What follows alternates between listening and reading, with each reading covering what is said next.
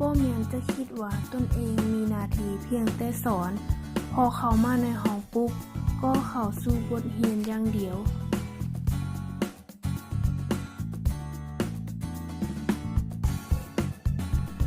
บรรยากาศห้องเรียนแบบใดที่เหมาะกับคนหุ่นไหมอาจเป็นความท้าทายของครูหลายๆคนครูบางคนก็ว่าเด็กสมัยนี้สอนยากสมาธิสั้นเว้าเท่าใดก็บ่ค่อยสนใจครูอาจจะรู้สึกเหนื่อยท้อแต่มื้อนี้ข้าพเจ้าจะมาแนะนำเทคนิคง่ายๆ4เทคนิคซึ่งมีดังต่อไปนี้ 1. สร้างความสัมพันธ์เวลาเข้าไปห้องเรียนอย่าลืมสร้างความสัมพันธ์ที่ดีกับนักเรียนก่อนในทุกๆชั่วโมงความสัมพันธ์ในนี้บ่แม่นว่านักเรียนรู้จักว่าเฮาเป็นครูชื่อหยังแต่หมายความว่าเวลาย่างเข้าไปในห้องต้องถามนักเรียนก่อนว่ามื้อนี้เป็นจังไดไผกำลังตึงเครียดอยู่ยกมือขึ้นดูตอนนี้มีไผอยากนอนมีไผหิวมื้อนี้มีเวียกบ้านหลายบ่เพื่อให้นักเรียนรู้สึกเชื่อมโยงกับเฮานักเรียนที่อยากเชื่อฟังเฮาและปฏิบัติตามเฮาก็ต้องเมื่อเขามีความสัมพันธ์ที่ดีกับเฮาก่อน 2. ความพร้อมเฮาต้องเช็คเบิ่งก่อนว่านักเรียนทุกคนพร้อมที่จะเรียนรู้แล้วหรือบ่เฮาต้องเบิ่งก่อนว่านักเรียนกำลังอยากนอนอยู่บ่หรือยังลมกันอยู่ยังบ่พร้อมจะเรียนหรือยังกังวลกับวิชาก่อนหน้านี้อยู่หรือบ่วิธีเช็คความพร้อมของนักเรียนว่านักเรียนพร้อมที่จะเรียนแล้วหรือบ่นั่น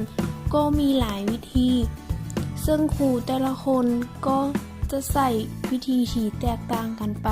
เช่นว่าใส่กิจกรรมเป็นเกมเช่นเกมลูกหนังเกมนับเลข 1 2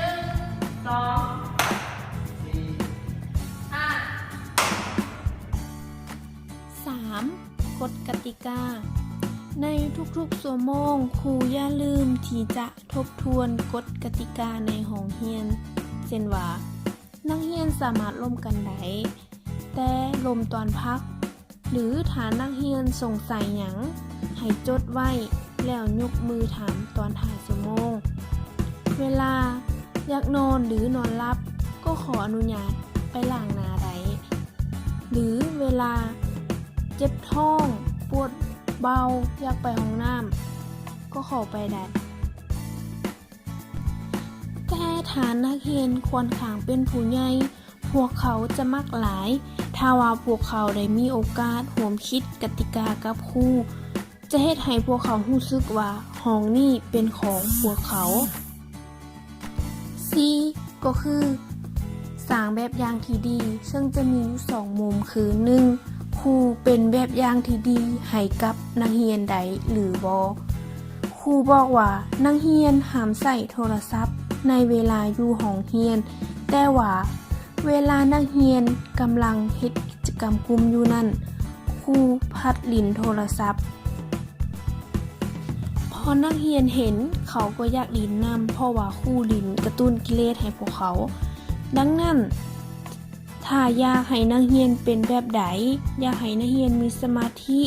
มีความรับผิดชอบเคารพกฎกติกาตรงเวลาครูก็จะต้องเฮ็ดแบบนั้นด้วย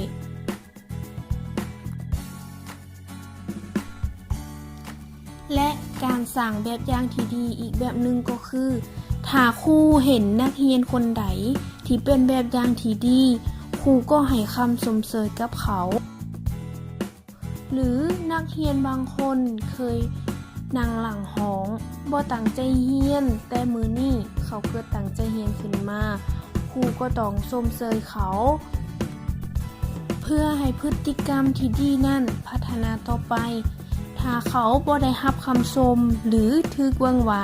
นี่คือสิ่งที่ดีอยู่แล้วเขาก็อาจจะหมดกำลังใจที่จะเฮ็ดต่อไป